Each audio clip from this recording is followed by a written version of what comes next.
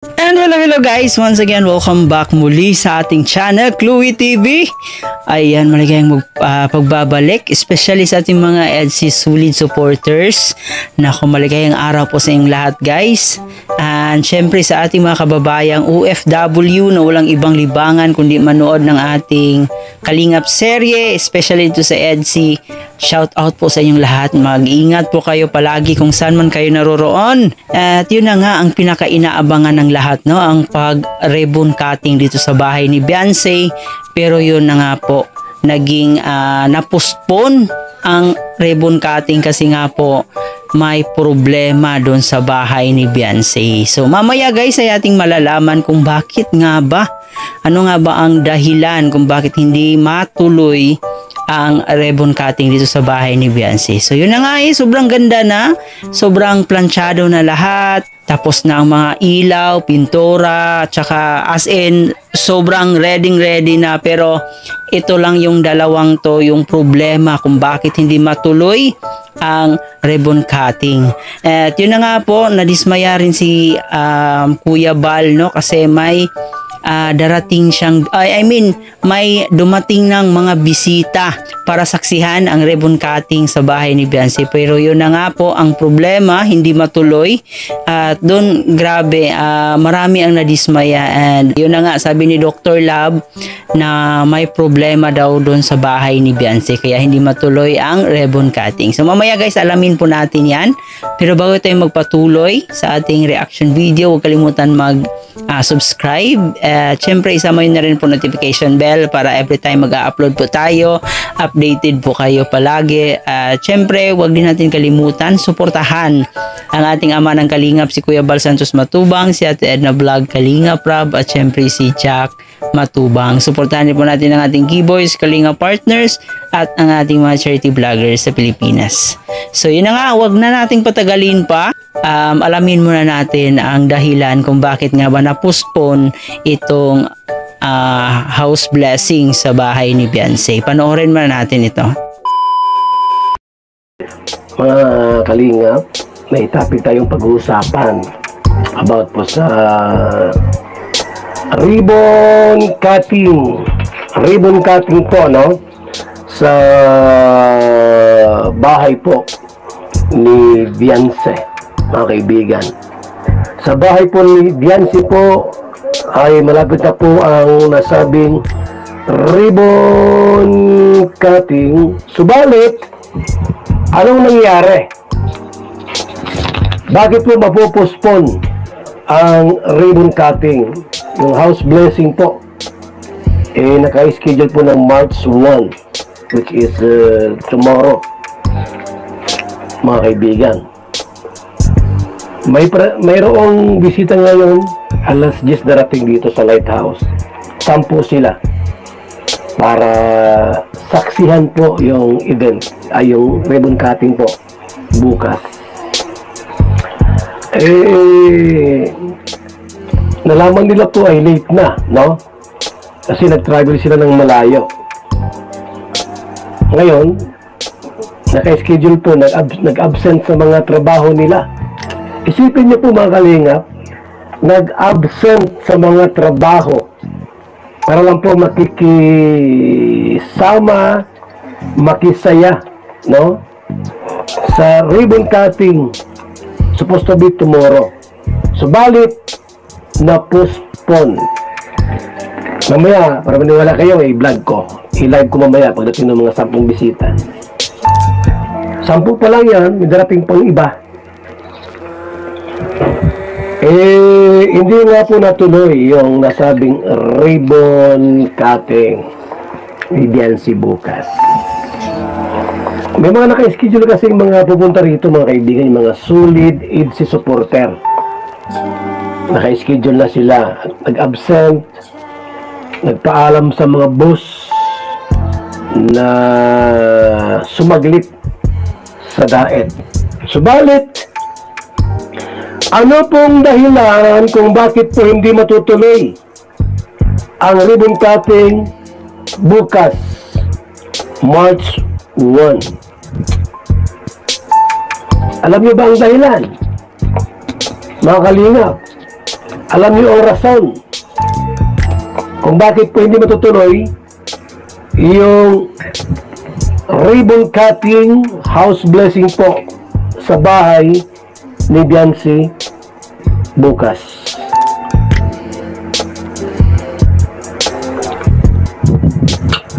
Hello kay Mayura Naik, shout out. Morning. Prince Mix Vlog, Inday PB. Ang dahilan daw po ay walang tubig at walang kuryente. Ayan, no? Walang tubig po at walang kuryente. Seryoso sa iyong pagmamahal, handang ialay ang kanyang buhay sa iyo. Baka mas kulo ko yun. Bihira na ngayon ng may forever, Mas kulo ko kumakanta sa dako, love. kaya pagmamahal ingatan mo nang hindi matulad sa nangyari sa iba.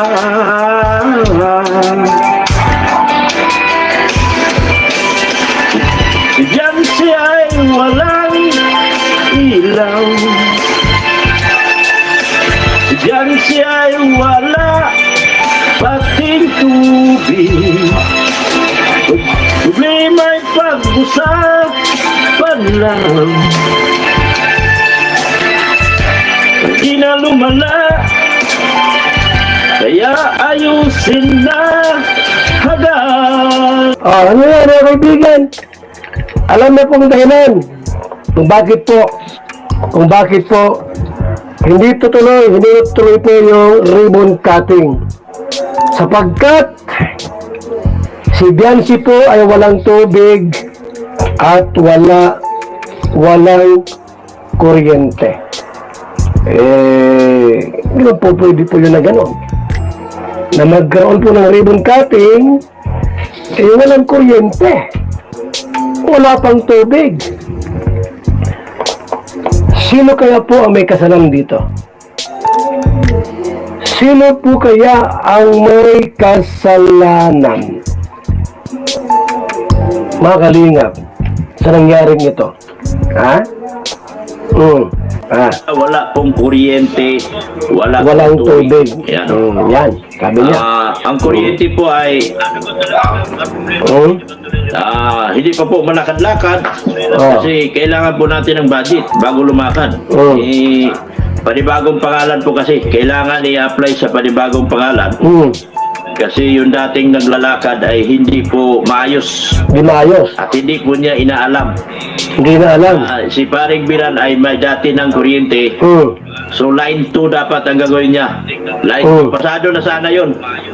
Pasado na sana. Yung dating naglalakad po ay medyo hindi marunong. At hindi niya inaalam Na ano? kung mayroon bang pangalan dati, may pangalan na ba sa Canorico yung tao. Di katulad nitong kausap ko ngayon, nagtatanong. Baka meron ka ng dating pangalan sa Canorico. Dahil kapag may dati ka ng pangalan, madali na lang natin i-apply ang panibago. Without, without seminar na. Dahil line 2 na po ang gagamitin. Line 2. Yun ang naging problema. Yun. Kaya yung unang naglakad, hindi naman pala siya talaga marunong. Hindi siya marunong mag-install ng kuryente. Hindi siya. Kumbaga, nagpapanggap lang na marunong. Kaya ang kinalabasan, wala talaga. Wala talaga. Dahilan doon. Opo, yun ang naging dahilan. Hindi siya marunong. Hindi niya kilala yung mga inspektor. Kaya yun ang naging dahilan. Kaya bukas po, na dapat po ay mayroong ribbon cutting, hindi na po postpone at walang ribbon cutting bukas sa bahay po ni Biancy. At yun na nga po guys, no, napag-alaman natin na wala pa palang ilaw at saka tubig yung bahay ni Beyonce. So paano tayo magsasaya doon kung walang ilaw at walang tubig, no? So napaka-importante pa naman ang mga bagay na to. So paano kayo magsasaya kung walang kuryente, di ba? Napakalaking problema nga. At yun, in-explain naman ni Dr. Lab na nagkaroon nga po ng problema doon sa taong lumakad sa mga papers na para sa kuryente. At yun, hindi pala siya masyadong magaling, hindi niya alam kung sino yung mga inspector. Kasi pag pag ganyang mga bagay, dapat may dapat may alam ka, may mga tao kang connection dyan para mapadali yung mga papers, no? Mapadaling mapa-approve, diba? Kasi kailangan talaga na, kumbaga sa Bisaya, swito ka, alam mo yung kung sino yung mga taong dapat pupuntahan.